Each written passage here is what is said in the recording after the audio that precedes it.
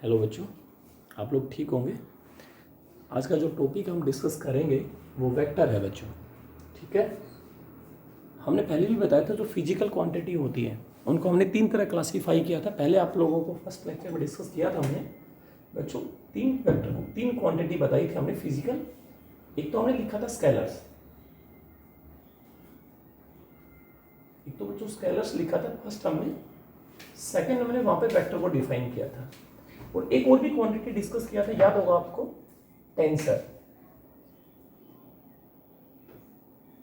ये तीन क्वांटिटीज हमने पहले डिस्कस किया था। वो फिजिकल क्वांटिटी जिनका सिर्फ मैग्नीट्यूड होता है, कोई डायरेक्शन नहीं होती, उनको स्केलर्स बोलते हैं बच्चों। जैसे मास हो गया, लेंथ हो गया, टाइम हो गया। ये वो फिजिकल क्वांटिटीज थी जिनका मैग्नीट्यूड भी होगा, उनकी डायरेक्शन भी होगी। इसका एग्जांपल में डिस्प्लेसमेंट, वेलोसिटी, एक्सेलरेशन और फोर्स।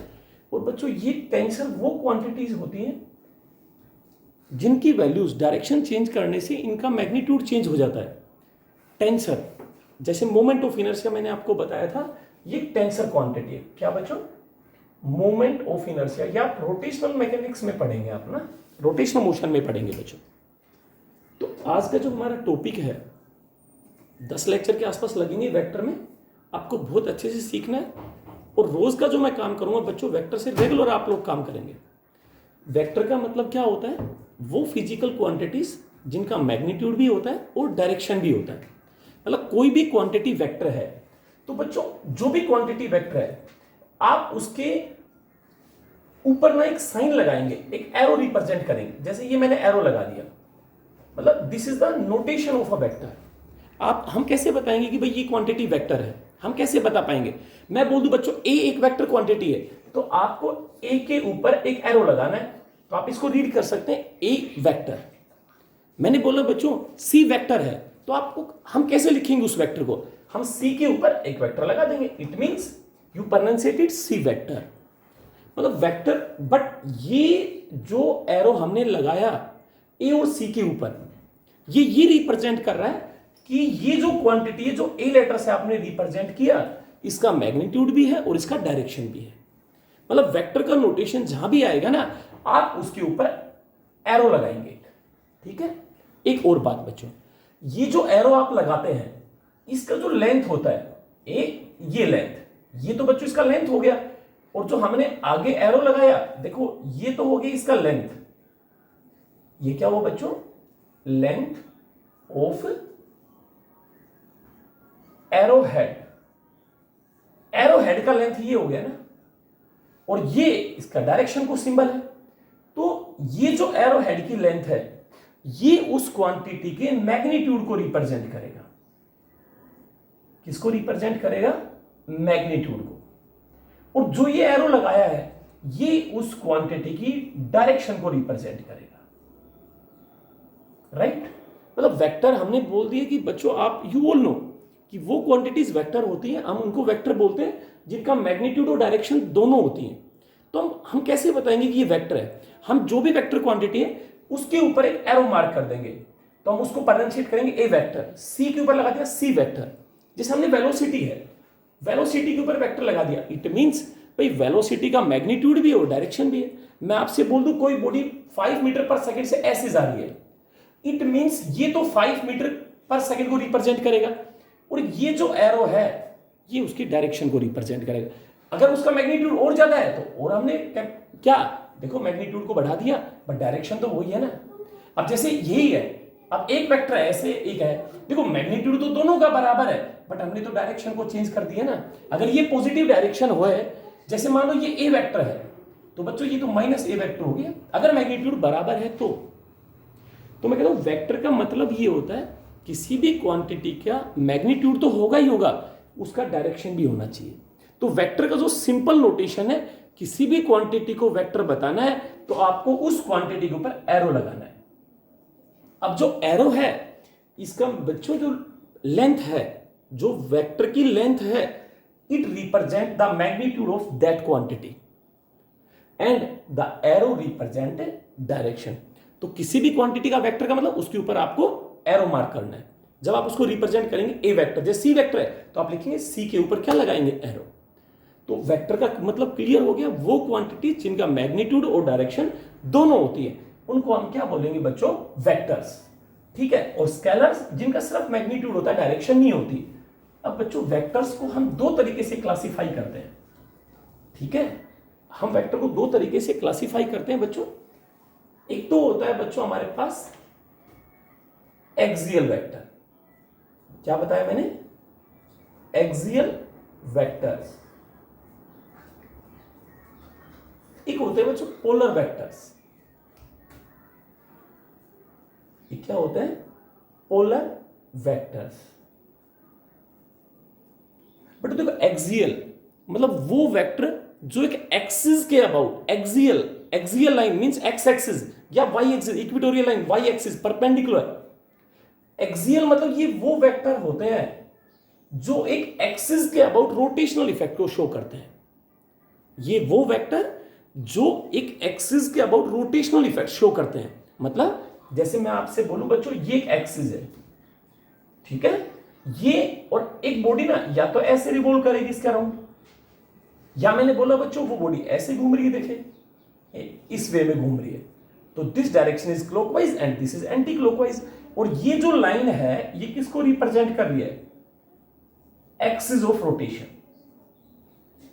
किसको रिप्रेजेंट करेगी, axis of rotation. This is axis of rotation, axis of rotation. अब बच्चों जब बॉडी रोटेट कर रही है, रिवॉल्व कर रही है, तो इसकी दो ही डायरेक्शन हुई, या तो वो क्लॉकवाइज मूव करेगी या वो एंटी क्लॉकवाइज मूव करेगी। मतलब इस एक्सिस के अबाउट ये जो बॉडी जिसका डायरेक्शन या तो एंटी क्लॉकवाइज है या क्लॉकवाइज है, इसका मतलब ये बॉडी इस एक्सिस के अबाउट कौन सा इफेक्ट दिखा रहे हैं, रोटेशनल इफेक्ट। मतलब वो वेक्टर्स जो एक एक्सिस के अबाउट रोटेशनल इफेक्ट को शो करेंगे, उन वेक्टर्स को हम क्या बोलेंगे बच्चों, एक्सियल वेक्टर। राइट, एग्जांपल्स जैसे मैंने बोला एंगुलर वेलोसिटी है, एंगुलर एक्सेलरेशन है, एंगुलर डिस्प्लेसमेंट है, ये सारे क्या है। जैसे एंगुलर वेलोसिटी है बच्चों, ओमेगा साइन होता है बच्चों। क्या होता है, वेलोसिटी क्या होता है, एंगुलर डिस्प्लेसमेंट। एंगुलर डिस्प्लेसमेंट कितना होगा अगर बॉडी मूव करेगी सर्कल में, तो 2 pi radian upon time period of rotation T हो गया। सिंपल, वेलोसिटी का होता है डिस्प्लेसमेंट अपॉन टाइम। अब angular velocity, angular displacement upon time. और बच्चों the direction of axial vectors are given by right hand thumb rule, right hand screw rule. अब आप देखिए जैसे एक स्क्रू होता है, आप उस स्क्रू को ऐसे घुमाएंगे यूं इस डायरेक्शन में, स्क्रू को यूं क्लॉकवाइज घुमाएं तो स्क्रू इन या आउट, इन होगा।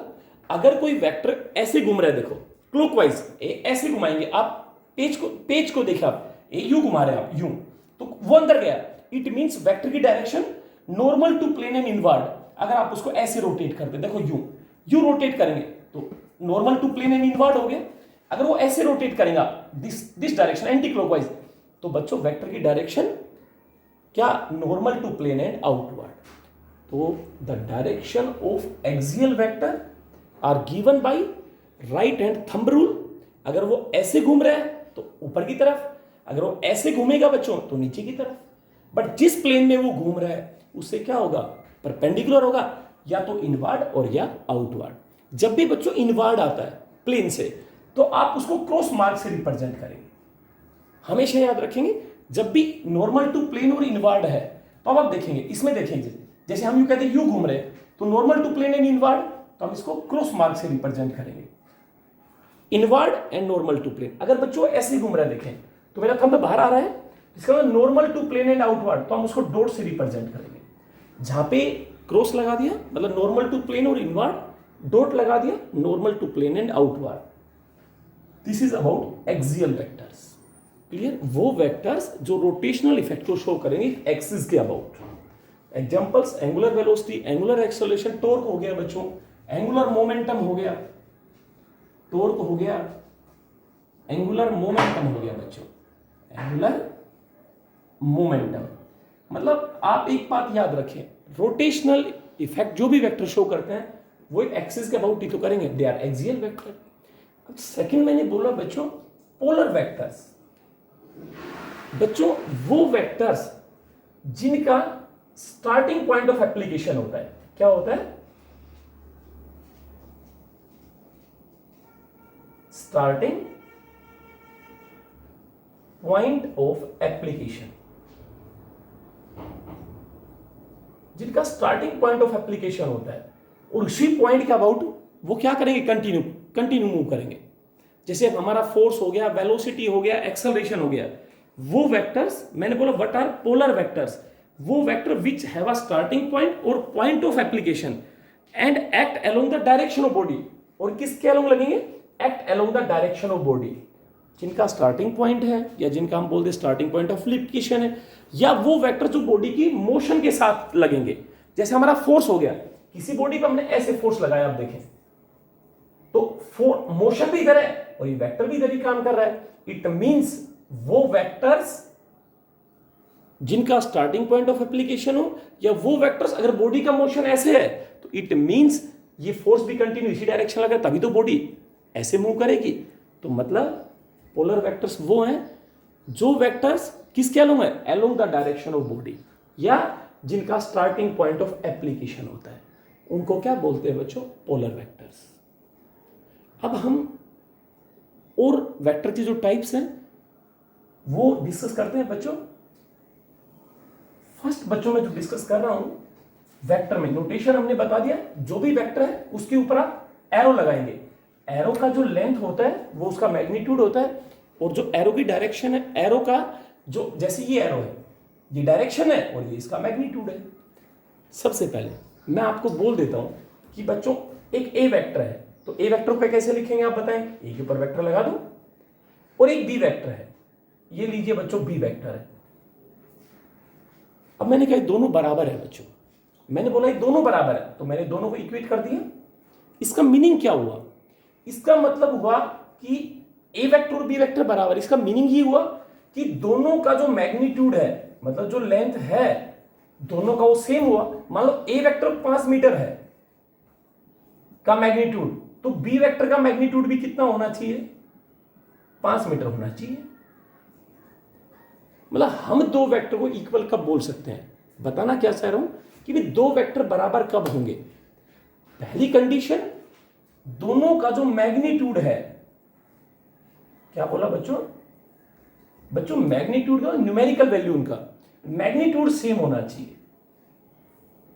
और दूसरी बात बच्चों, दोनों का जो डायरेक्शन होगा, जिस डायरेक्शन आप ड्रॉ करेंगे दोनों वेक्टर्स को, वो डायरेक्शन भी सेम होना चाहिए।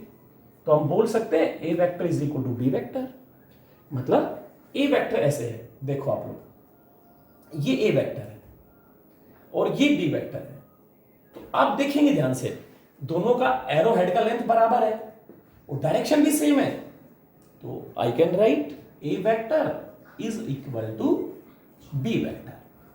मतलब दो वेक्टर्स को आप इक्वल कब कहेंगे, जब उनका मैग्नीट्यूड और डायरेक्शन सेम हो। इन वेक्टर्स को बोलेंगे बच्चों, हमने नाम दे दिया इनको इक्वल वेक्टर्स।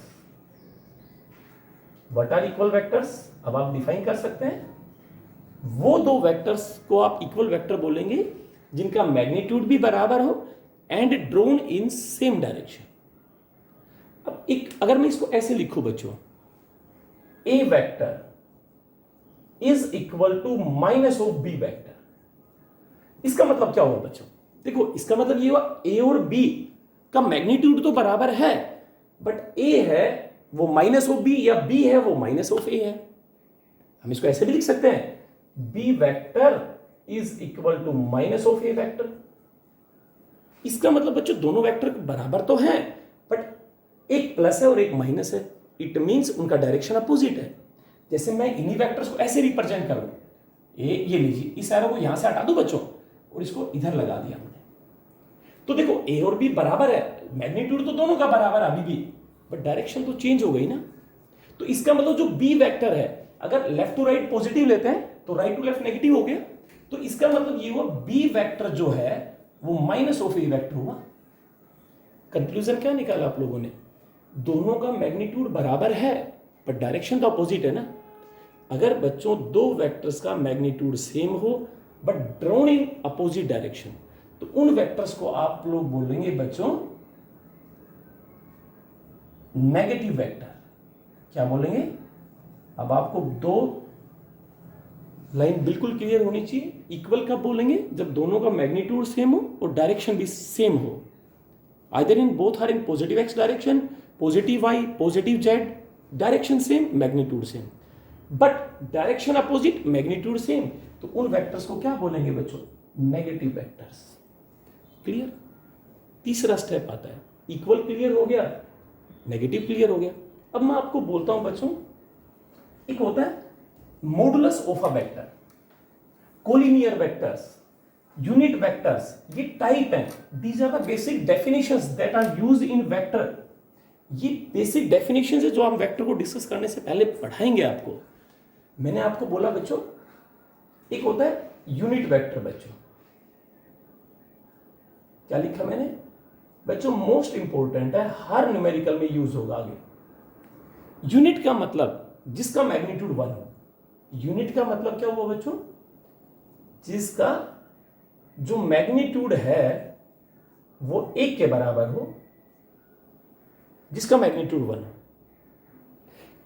जिसका मैग्नीट्यूड 1 उसको आप यूनिट वेक्टर बोलेंगे। यूनिटलेस और डायमेंशनलेस होता है।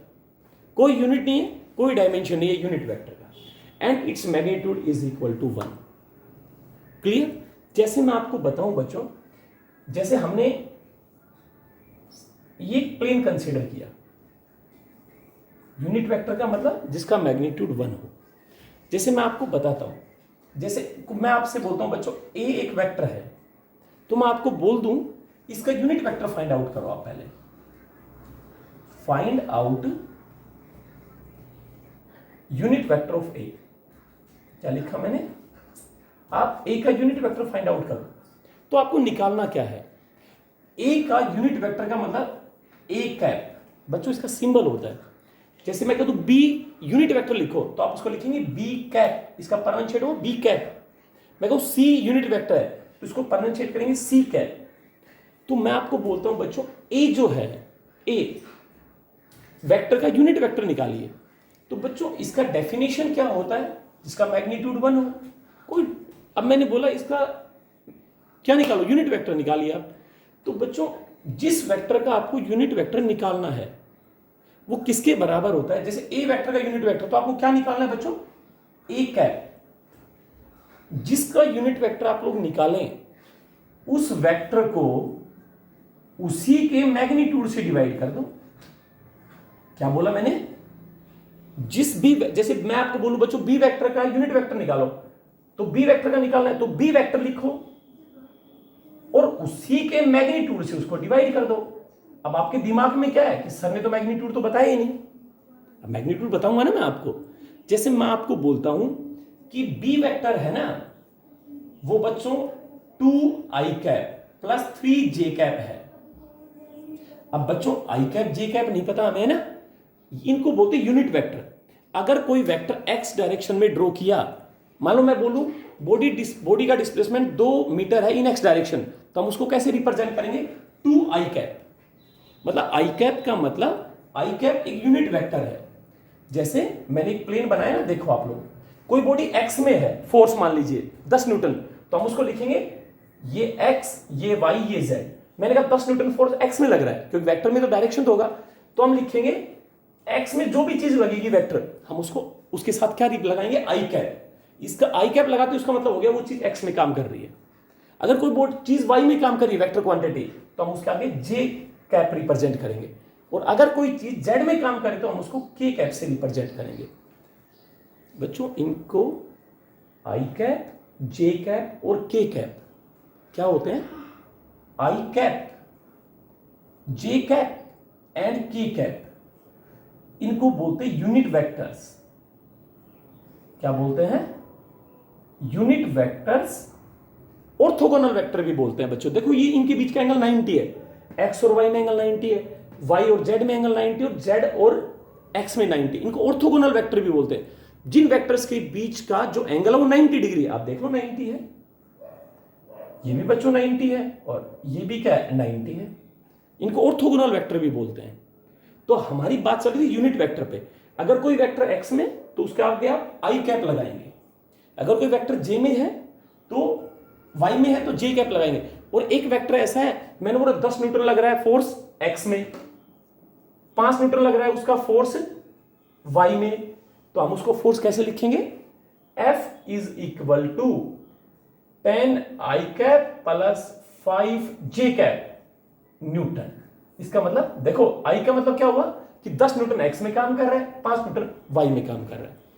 तो हमने क्या कहा I कैप का मतलब यूनिट वेक्टर इन x डायरेक्शन, और इसका मैग्नीट्यूड कितना होता है 1। j कैप का मतलब unit vector in y direction. They are also called orthogonal vector. Orthogonal वो वेक्टर्स होते हैं जिनके बीच का एंगल 90 डिग्री होता है, ठीक है। तीसरा k कैप यूनिट वेक्टर इन z डायरेक्शन। यूनिट का मतलब जिसका मैग्नीट्यूड 1 हो, और किसी भी वेक्टर का यूनिट वेक्टर निकालना है तो उस वेक्टर को, जिसका यूनिट वेक्टर निकाल रहे हैं, एक का यूनिट वेक्टर निकाला आपने, तो उस वेक्टर को उसके मैग्नीट्यूड से डिवाइड कर दो, वो उसका यूनिट वेक्टर होगा। राइट बच्चों, जैसे मैं आपको एक एग्जांपल देता हूं, भाई मैंने कहा बी वेक्टर ये है, तो इसका यूनिट वेक्टर निकालो। तो क्या है इसका, सबसे पहले बच्चे को यही तो नहीं पता कि सर ये मैग्नीट्यूड बार बार बता रहे हो आप, है क्या ये मैग्नीट्यूड। इसको मैग्नीट्यूड भी बोल सकते हैं और मॉडुलस भी बोलते हैं। क्या बोलता है बोलो, modulus, modulus of a vector. इसका ये सिंबल होता है, ए वेक्टर का मॉडुलस है ये निकालना है, राइट। जैसे मैंने क्या कहा कि बच्चों ए वेक्टर की वैल्यू है, ए वेक्टर मैंने मान लिया, मॉडुलस नहीं, A vector 2i cap plus 3j cap. तो मैंने कहा भाई इसकी लेंथ निकालो, मॉडुलस निकालो, मैग्नीट्यूड निकालो। तो आपको क्या निकालना है, ए वेक्टर का मैग्नीट्यूड। क्या करना है, इसका स्क्वायर अंडर द रूट, मतलब यूनिट वेक्टर का तो 1 होता है मैग्नीट्यूड, 2 का स्क्वायर 4 प्लस 3 का स्क्वायर 9 अंडर द रूट। बच्चों ये ए का मॉडुलस है। क्लियर, मॉडुलस का मतलब क्लियर हुआ। और लिख देता हूं मैं एक दो एग्जांपल ना, देखो आप लोग।